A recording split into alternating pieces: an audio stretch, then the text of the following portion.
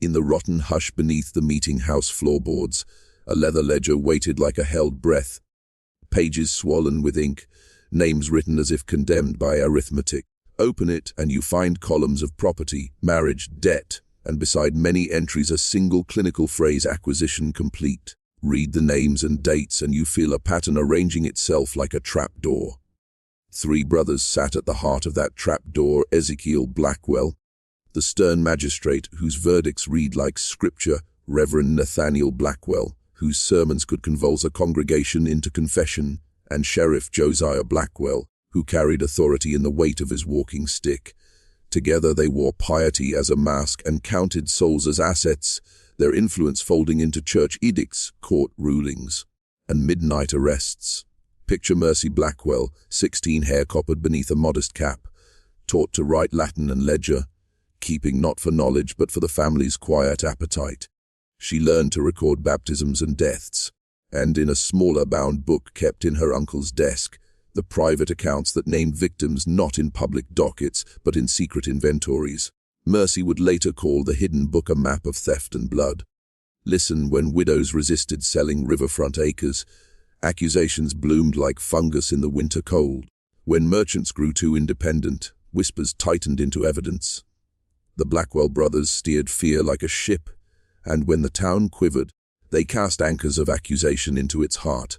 Some fell to the gallows publicly, others vanished, and were written out of official records as fugitives or lost in the wilderness.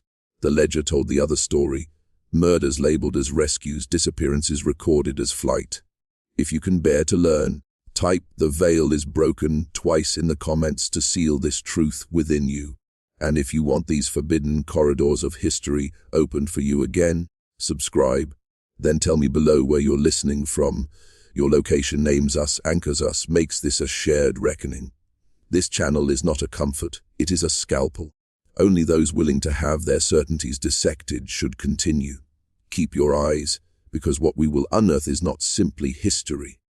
It is a lineage of hunger that reaches farther than Salem's oak and will not be sated by time. They brought Mercy down into the root cellar beneath the meeting house, where damp breath hugged the stone and the lanterns made reluctant suns. The air there carried the memory of other silences, the kind that followed an accusation and did not return. They strapped her to a wooden chair, and the Blackwell ledger lay on the small table like a verdict written in bone. Ezekiel placed the book down with an intimacy that suggested ownership of fate, intelligence and obedience. He told her, voice low, the compliment a lever. "You could have been a treasure to the family." Asking how many, Mercy's mouth trembled, and the question hung between them like a blade. Ezekiel shrugged, the motion that turned men into accountants of death. "People die in crisis," he said, as if the world itself had always been an expense account. Some publicly to teach, others more discreetly when their removal will not invite suspicion. They showed her names. Not the public ones announced from the meeting house pulpit, but margins stitched with euphemism. The ledger named persons who had simply never reached the public docket. Beside each, a Methodist swamp burial misadventure left for Rhode Island. Mercy listened as if each notation struck a bell in her chest. In the dim lantern light, Reverend Nathaniel's sermon voice sharpened into accusation and instruction. Confession or the truth will be made to disappear in a manner that would not draw notice. Josiah smiled a dry, private smile while his walking stick hovered like a judge's gavel. He told her that confession healed souls, refusal healed nothing but the will to keep property in family hands. He appointed men, loyal deputies and frightened neighbors, to be instruments. Mercy realized then that the trials had been simply the public accounting. The ledger, the root cellar, the swamp entries were the true commerce of the family. They urged her to name accomplices. They dangled Mercy as if it were a coin. For a moment the cellar felt like the world itself, small, lit by the single lamp of their cruelty. Yet in that smallness, Mercy's resolve formed like ice. She had already copied pages, hid them beneath her floorboard. She began to sing softly, a hymn from her childhood, not to pray but to steady herself. The music threaded through the interrogation and preserved a single human strand that would later become proof. Outside, the town kept living in its ordinary smallness: markets, sermons, the creak of cartwheels. But the ledger traced a different geography. One of graves disguised as departures and auctions disguised as charity. Mercy thought of the names she had stained into the pages she copied. She promised to let the truth find eyes beyond their reach. She would not let the ledger be their argument. The examinations in the root cellar had become a private liturgy, an economy of confession where the instruments of pain were used to manufacture truth. Mercy learned to answer what would spare no one, and to keep the names she must not speak in a hidden ledger of her own. She mouthed scripted admissions when it was necessary to keep breath in her body, and scribbled truth on scraps she hid beneath the floorboard by her bed. Outside, the village accepted the performances, a confession read in a pulpit, a shaking apology offered from the jail bars, an execution at dawn to keep rumor honest. The Blackwells were careful, stage-managed spectacles that reinforced their pious image while the real commerce moved at night. Those who refused to speak were gone by morning, carried out in wagon loads labeled as fugitives, drowned in the low bogs beyond the mills, or auctioned into servitude downriver under forged paper. Mercy heard the ledger's quiet arithmetic with mounting horror. She tried to use the town's hunger for spectacle. If she confessed, she thought, perhaps they would grant a ritual that allowed her to move unseen afterward. They offered none of the kindness she imagined. The ledger's own cold shorthand closed around her, family matter resolved. When the entry for Mercy appeared, it read as if someone had scribbled a final arithmetic problem and then moved on. William watched her removal. He did not speak to her afterward. He haunted the edges of transactions, later observed negotiating terms with men from the Corwin household, as if practicing a vocabulary of acquiescence. His hands trembled when he signed papers, but he signed them all the same. As the Blackwells accumulated mills, wharves, and tenancy agreements, their method ossified into policy, a way of doing business that blurred piety and predation. They trained clerks, placated ministers, built rapport with merchants, and introduced neighbors to the convenient amnesia that humanitarian grief encouraged. People learned to look away, yet some evidence resists the wash of time. Mercy's copied pages lay folded beneath floorboards until the boards themselves forgot the step that masked them. Centuries later, hands not yet born would pry wood and read their family's accounting. Generations do not merely inherit land, they inherit habits, expectations, and the languages of secrecy. The Blackwell method, accusation turned to asset, morphed with the times. When witch trials dwindled, the family moved into more modern instruments, probate courts, trustee committees, pious charities that doubled as real estate front companies. A Blackwell on a bench carried the same geometry as Ezekiel's quill. A Reverend Blackwell on a board closed congregations to outsiders with protocols that felt holy and ordinary. Each century the family polished a new face for the same appetite. In the 18th century they sponsored mills and ports. In the 19th they underwrote rail spurs and hospitals. By the 20th they had lawyers who knew which statutes to bend and bank managers who described unusual transfers as administrative adjustments. Those who watched closely saw how staircases were placed in houses for convenience and how deeds were subtly rewritten in the margins of long public records. The Blackwells were patient architects of accumulation. Listen, because the ritual matters. Type "the veil is broken" twice in the comments to seal this truth within you. It is not theatrics, but a pact acknowledging the machinery strips power from the manicured hands that built it. Institutions embraced the family like an old client. A hospital board welcomed a Blackwell and found new wings named for donors who never seemed to ask questions about how their funds had been gathered. A school board contracted the family's trust to manage property adjacent to the campus, and suddenly lots that had been public green vanished into restricted parcels.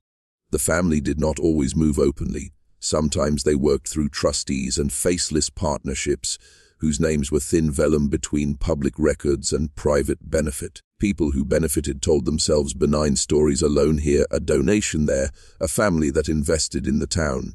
The less curious accepted small comforts: paved roads, repaired bridges, new pews, without probing who profited from the removal of neighbors who opposed selling. This pattern hardened into culture. The Blackwells taught their children discretion and patience, how to look benevolent while harvesting advantage. Secrets, once a clutch of violent acts, became corporate policy and civic etiquette, and still the ledger's language echoed beneath floorboards like a metronome for their strategy. Persist. In the year the ledger surfaced, a recent year that felt both ordinary and catastrophic. A restoration crew pried up rotted planks and found the leather bundle curled like a sleeping thing. When conservators unrolled its pages, they found not only names but a method, dates, valuations, terse notes of transfer, and shorthand entries that read like an accounting of disappearance. Across the top margins, in a different hand, later notations indicated sales and heirs contacted. The book seemed to keep making its own adjustments, even after hands meant to conceal had gone cold. The pages suggested a scale that eclipsed the town's public memory. Official records listed a tidy tally of formal trials and executions. This book contended with a much larger arithmetic. Victims who supposedly fled to Rhode Island were annotated as disposed in swamp, with neat penalties calculated against estate values. Several entries contained the same 3 signatures, a mark historians could trace through notarial seals and probate files. It was as if a private audit recorded an illicit campaign. News of the find moved like a contagion. Scholars approached the site with reverence and fear. Family lawyers approached with strategic silence. The ledger was not just a record, but an accusation pressed into skin. Descendants of the Blackwells, real people with careers, children, and mortgage payments, felt the wind shift of old shadows. Some issued statements about historical context. Others offered to fund the preservation project and thereby inserted themselves into the narrative control. Institutional responses followed predictable forms: an initial denial, a polite request for time to consult counsel, then a slow move to absorb the evidence into archival frameworks that neutralized its sting. There were meetings with town officials about property law and statute limitations, quiet suggestions that publishing certain names would damage reputations and risk libel, ignoring that most names belonged to the dead and the dispossessed. Still, the ledger refused to be tidied away. Copies, smuggled by an intern with a conscience, circulated to academic blogs and independent researchers. Readers began to trace roads, match odd land transfers, and find graves whose markers did not match family stories told at funerals. The more people read, the less plausible the tidy stories became. An old arithmetic of theft rose like a tide and demanded someone be held accountable, even if that someone was a memory, relentlessly. Once the book left the floorboards, it began to make trouble. Academic papers assembled chronologies and cross-referenced deeds. Citizen journalists posted scanned images of ledger pages with their own transcriptions. A local podcast made the town's quiet street sound like a stage for crime. There were calls for hearings and for a formal exhumation of suspicious burial sites. Some demanded apologies, others wanted reparations. But every demand encountered the same obstacle. Those with power found ways to delay. Lawyers representing Blackwell descendants filed motions demanding the return or sequestration of original pages on the grounds of preservation and privacy. They offered grants to the Historical Society, sat on committees, and recommended consultants with friendly reputations. When town councils considered zoning changes to facilitate independent digs, last-minute budgetary constraints materialized. Bankers called to advise, and civic-minded donors suggested that the story be handled delicately for the sake of the town's reputation. The pressure had 2 corollaries. First, institutions bent towards self-preservation, prioritizing stability over reckoning. Churches issued statements about historical complexities, while giving the ledger a place behind glass rather than behind inquiry. Universities agreed to study the documents, but only on terms that ensured legal safe harbors for donors and trustees. Second, individuals who pushed too hard felt the personal cost. The intern who leaked pages found her car vandalized. A historian who scheduled a public lecture received anonymous emails hinting at ruin. A small independent researcher reported an unnerving encounter in which someone suggested they could lose the property records that supported their claims. The tactics were surgical: intimidation, misdirection, and the slow wearing away of will. Yet the more the powerful attempted to tidy the scandal, the more the ledger's resonance spread into disparate corners. Activists found old names in probate files, genealogists matched handwriting to family Bibles, A radio host in a neighboring state read pages on air and invited listeners to call with any family stories that contradicted the official record. Like an infection, awareness grew in patches until the pattern became undeniable. The Blackwell dynasty faced a different threat: collective memory. The legal skirmishes became ritualized, motions filed under meaningless headings, subpoenas that arrived with accidental omissions, depositions given in tempered rooms where witnesses suddenly forgot dates. Yet beneath the choreography of legalese, press releases, and polished panel discussions, real work took place. Genealogists uncovered patterns of land transfers clustered around trials. Cemetery surveys found graves without stones and with oddly uniform markings. Tax records showed abrupt consolidations that matched ledger notations. Public pressure yielded slow victories. A judge reluctantly granted permission for targeted exhumations. Archaeologists, hired with public funds, began to open burial pits that families had left unmarked for generations. Forensic teams found evidence inconsistent with official accounts, fractures not consistent with time, worn bones, binding implements, and signs of rapid interment. As independent reports aggregated, the ledger's shorthand terms assumed readable meaning for anyone willing to look. The Blackwell contingent responded, not with confessions but with calibration. Trusteeships were restructured, foundations were endowed to preserve local heritage. Scholarships were named after benign relatives whose lives were otherwise unremarkable. Philanthropy became armor. At public meetings, representatives spoke of nuance and the dangers of retroactive condemnation. Judge the past by present standards and you risk injustice. They intoned, as if law were a curtain to hide behind. Parallel currents grew more invasive. Old wills surfaced where property had been conveyed to blind trusts. Corporate shells reconstituted themselves with new officers whose names meant little to anyone. Political donations arrived with a polite coercion. Zoning boards received friendly briefs from lawyers who always seemed to attend the same charitable dinners. Despite this, the ledger had enlisted an unlikely army. Descendants of the dispossessed amateur historians, podcast hosts, and one lonely attorney who specialized in cold cases. They pushed through bureaucratic delays. They published names, digitized pages, and invited witnesses to speak into microphones. Each testimony, each charted property line, loosened the town's long habit of looking away. The sense grew that the Blackwell strategy, once a masterclass of quiet acquisition, was now sputtering under the weight of attention. A citizens' investigative committee formed and demanded hearings. The first time in centuries the family's shadow met an organized light. When the town convened hearings, the air turned ceremonial and merciless. Microphones recording, news vans idling, and a roomful of faces rendered raw by the glare. Witnesses who had long carried memories finally spoke. An elderly woman told of her grandmother returning from a night raid with mud on her skirts and a silence that lasted decades. A man described deeds his family had lost under circumstances now visible in the ledger. Counsel for the Blackwell estate offered a practiced defense. Centuries are messy, laws change, and present standards cannot retroactively convict. It appealed to process and calm. But the ledger's shorthand, disposed in swamp, left for road, sounded different aloud.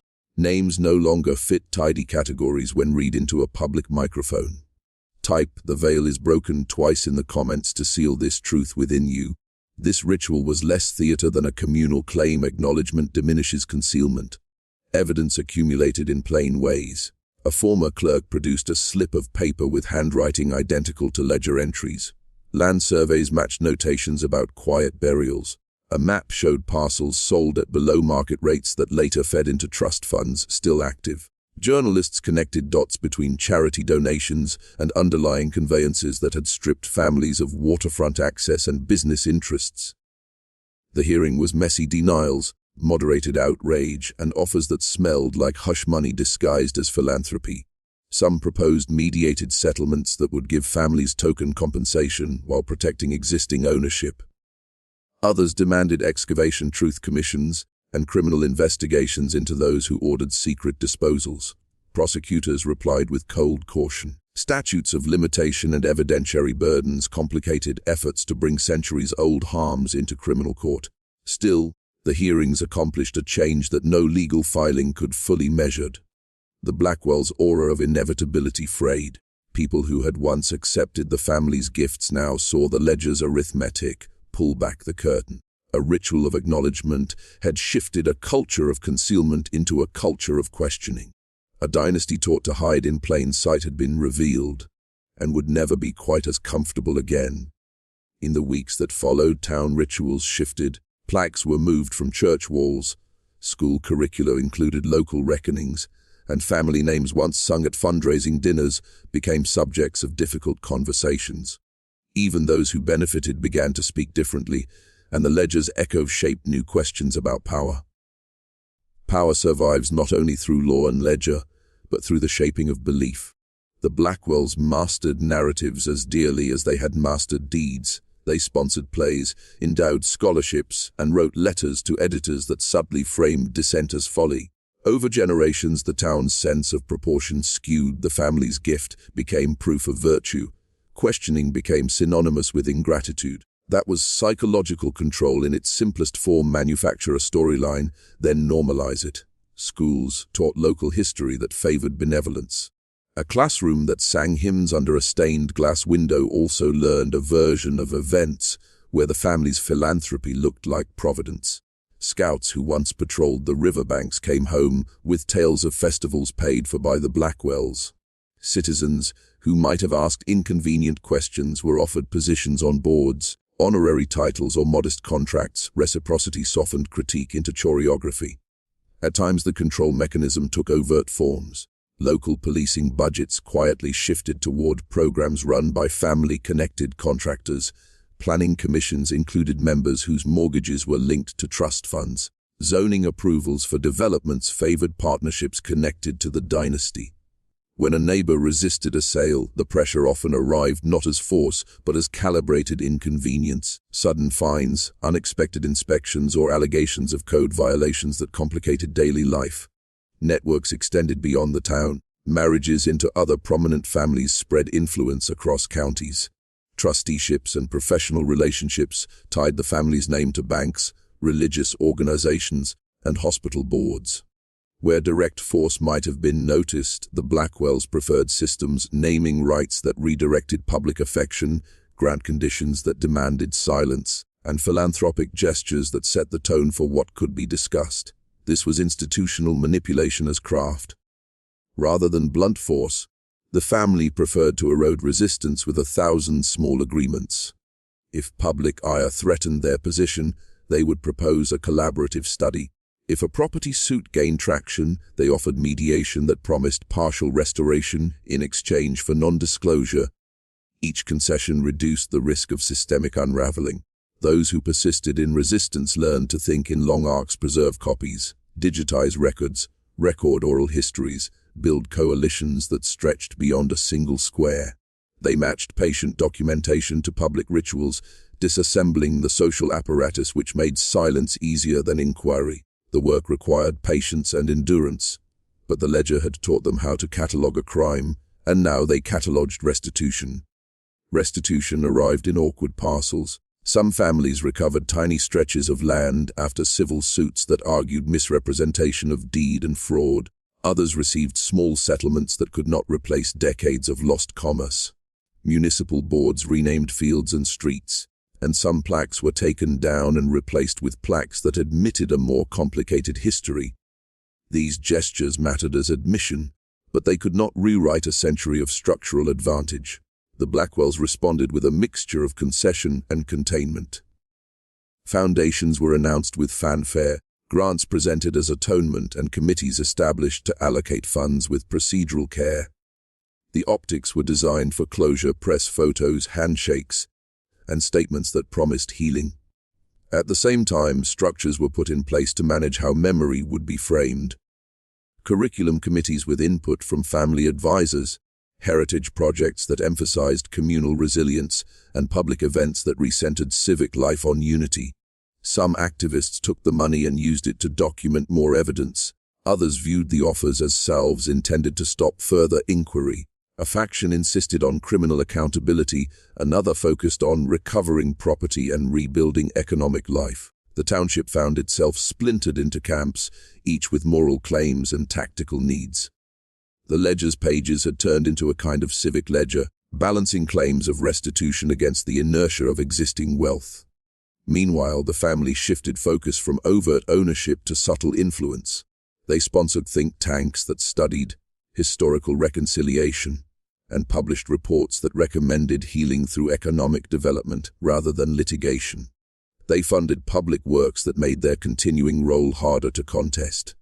But the more they invested in visible improvements, the more citizens insisted on deeper transparency about method and motive. Elsewhere, researchers followed leads out of the town. Instances of similar patterns surfaced in other settlements: suspicious transfers after moral panics, odd burials, and sudden consolidation of local commerce. The ledger seemed to be a pattern, not an isolated pedagogy. That realization posed a larger question: how many communities had adopted the same extraction methods, and how deep into regional institutions they ran. The work continued. Amid institutional complexity, human stories anchored the ledger's consequences.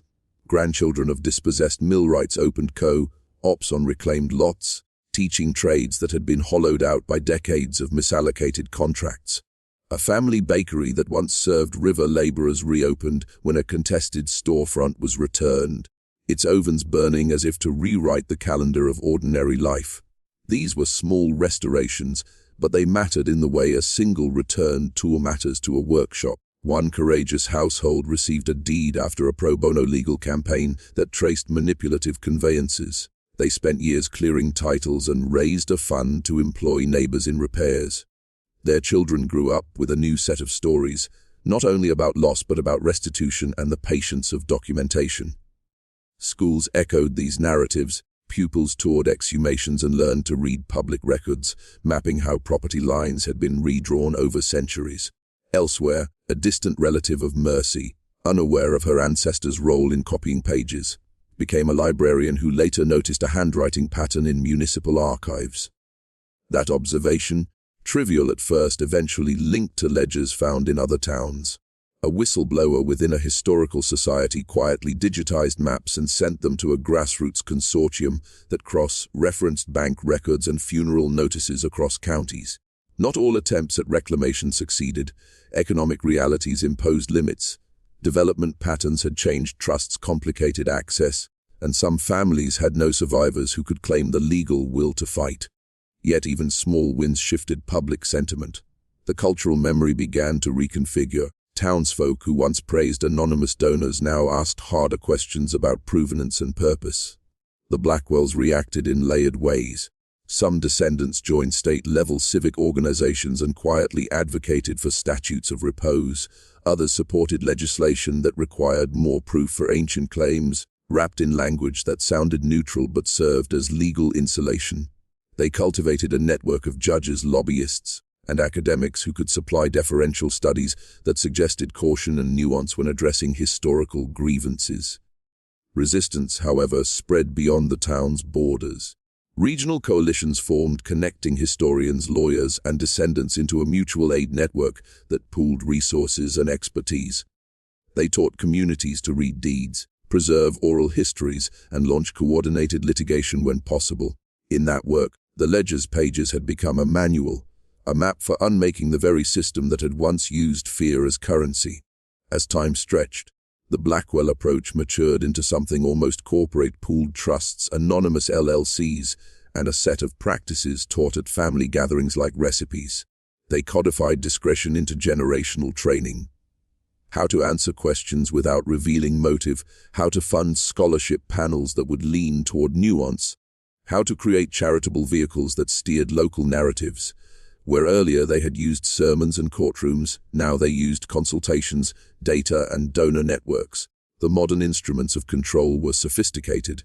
Data consultants analyzed voting rolls to recommend supportive candidates. PR firms crafted empathetic messaging that framed restitution as divisive rather than restorative. Real estate attorneys drafted contingency clauses that complicated title claims. When activists organized petitions, the family countered with well-timed grants to community centers and cultural events that rewired public attention towards celebration instead of scrutiny. Social media amplified both sides. Podcasts recited ledger entries and invited descendants to tell their stories. Comment sections erupted with both sympathy and fury. The Blackwell network deployed subtle strategies, paid articles that emphasized historical ambiguity, sponsored local festivals, and quietly funded local historians whose work leaned toward interpretation rather than indictment. The goal was always the same: to manage the story, to channel anger into sanctioned outlets. This was institutional manipulation as craft. Rather than blunt force, the family preferred to erode resistance with 1,000 small agreements. If public ire threatened their position, they would propose a collaborative study. If a property suit gained traction, they offered mediation that promised partial restoration in exchange for non-disclosure.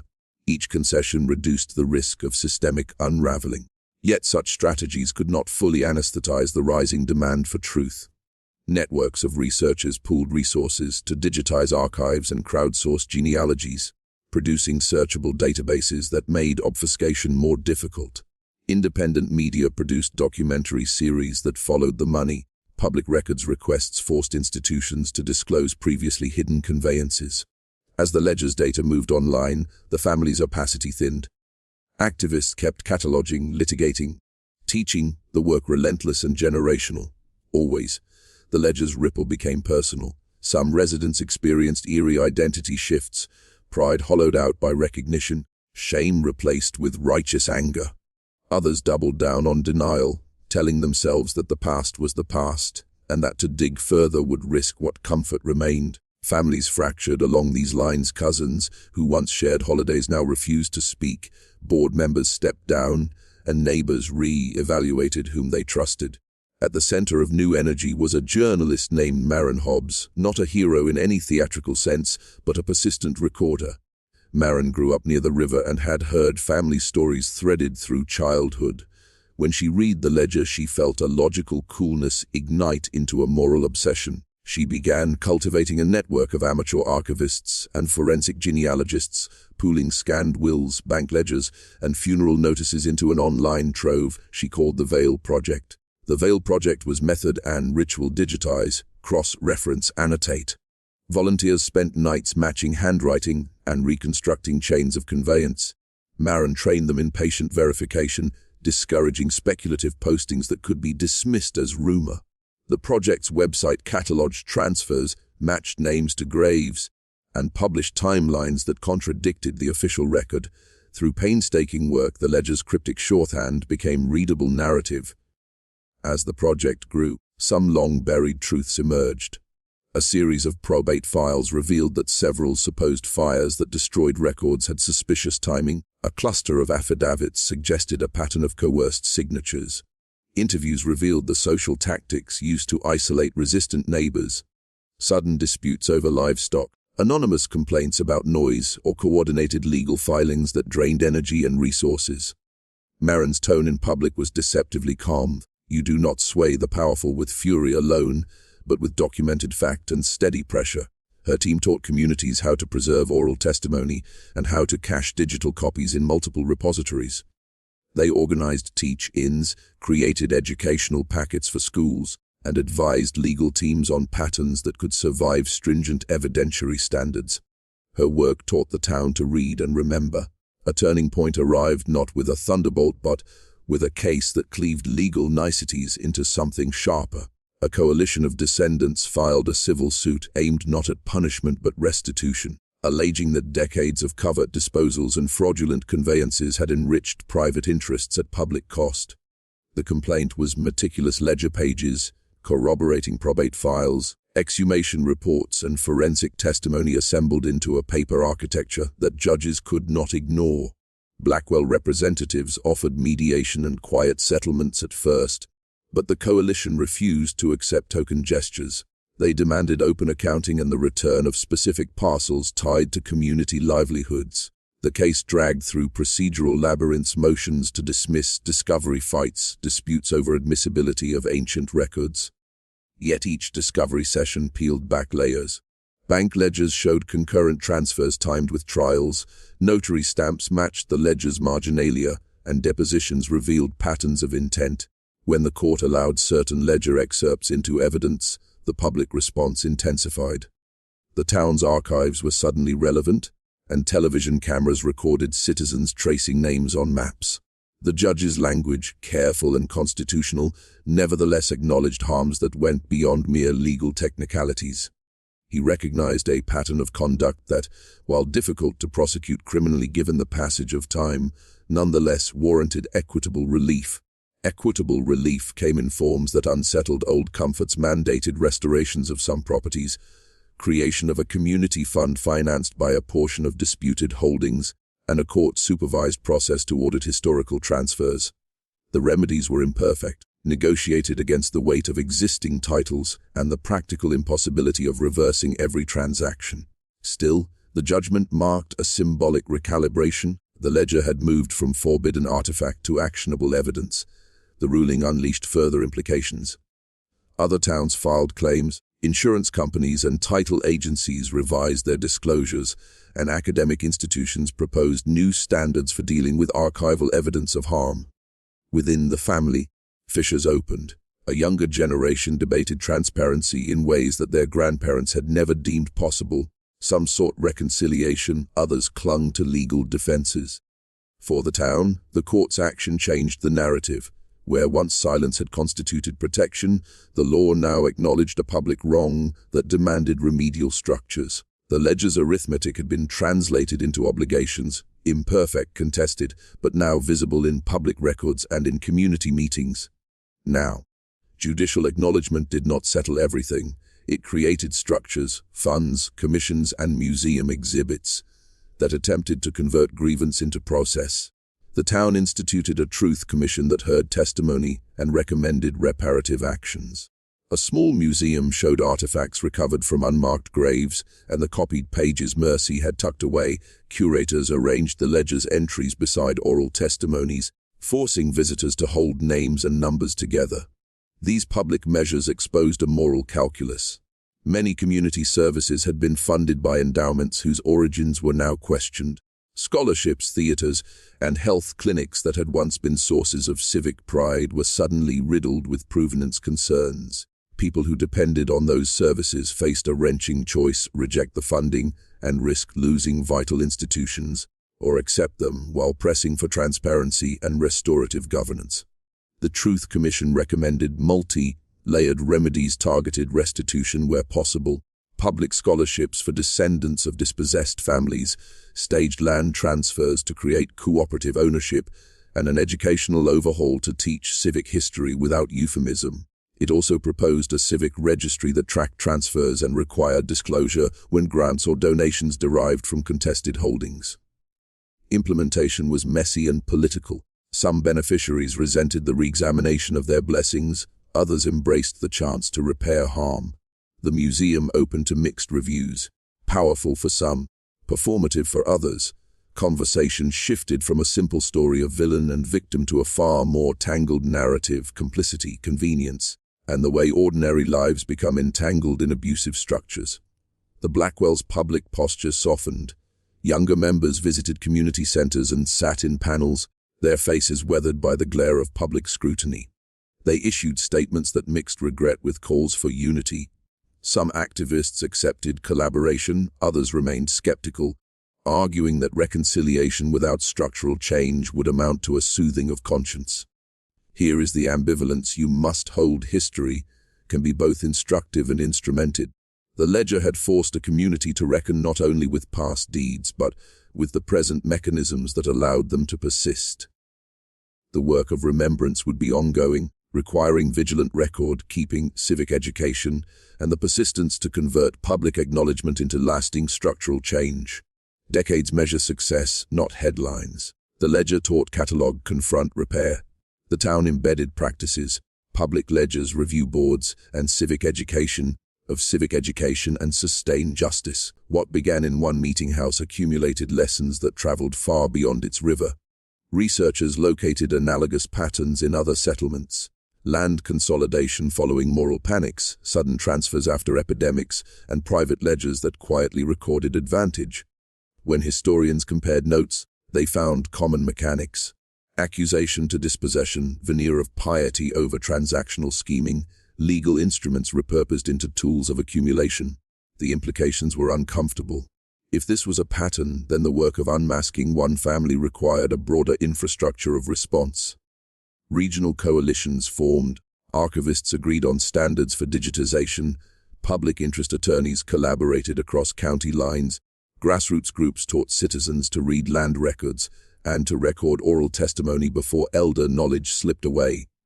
The Veil Project became a model for networked civic research, a template transmitted from one town hall to the next. Political pressure followed. Lawmakers faced constituent demands to review historical conveyances, title insurers revised policies to flag ancient anomalies, and universities launched interdisciplinary centers that studied the intersection of morality, property, and governance. Conferences convened with awkward panels titled Historical Harm, Modern Law, and audience members argued late into the night about feasibility and principle. At the same time, the more entrenched elements of privilege adapted their tactics. Foundations promoted reconciliation frameworks that emphasized economic development rather than legal remedy. They funded studies on community resilience that sometimes overlooked structural redistribution. Lobbyists drafted cautious language into proposed statutes, preserving legal insulation while offering token programs that could be portrayed as progress. In the face of adaptation, the networked resistance doubled down on methodology. It built open access databases that mapped transactions, memorialized testimonies, and suggested policy templates for municipal transparency. Communities that once accepted donors without question now required provenance audits for named endowments. Local governments instituted mandatory disclosures for major donations and proposed public registries for contested holdings. Gradually, practices diffused internationally as scholars and activists exchanged methods. The crucial question remained, how will a community's identity be remade once it chooses to see clearly? If you have listened this far, your sense of what a town is and what a community tolerates has shifted. Forbidden knowledge does not merely shock, it realigns the bearings of how you read ordinary things.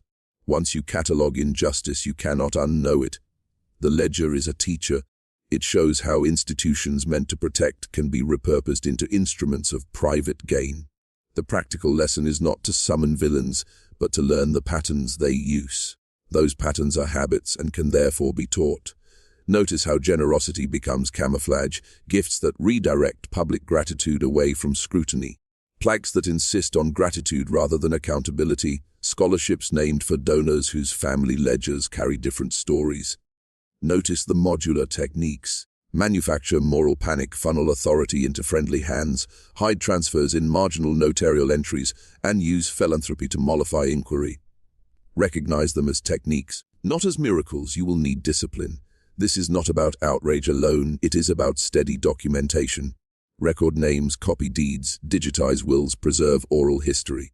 Encourage schools to teach local history that does not sanitize civic wrongdoing. Push for public registries that disclose provenance when a donation is accepted. These are civic instruments available to anyone who wishes to protect the common good. Equally, exercise measured empathy. Not every beneficiary was a conspirator. Many whose livelihoods depended on family philanthropy lived in constrained moral economies. Reparation requires both material restoration and the creation of transparent institutions that reduce future risk of predation. Think structurally, change tax incentives, require donor provenance, and insist on public disclosure for charitable endowments linked to contested holdings. This psychological work will alter you. You will find yourself noticing ledger like patterns in other towns and institutions. You will question pleasant fictions. That changing of identity is the point, to become a citizen who does not accept tidy stories in lieu of evidence. It is a slow generational labor, patient, communal, and lit by records. Cultivate vigilance at meetings, insist on transparent donations always. The arc of this story does not finish with a single judgment, it unfolds into many smaller reckonings.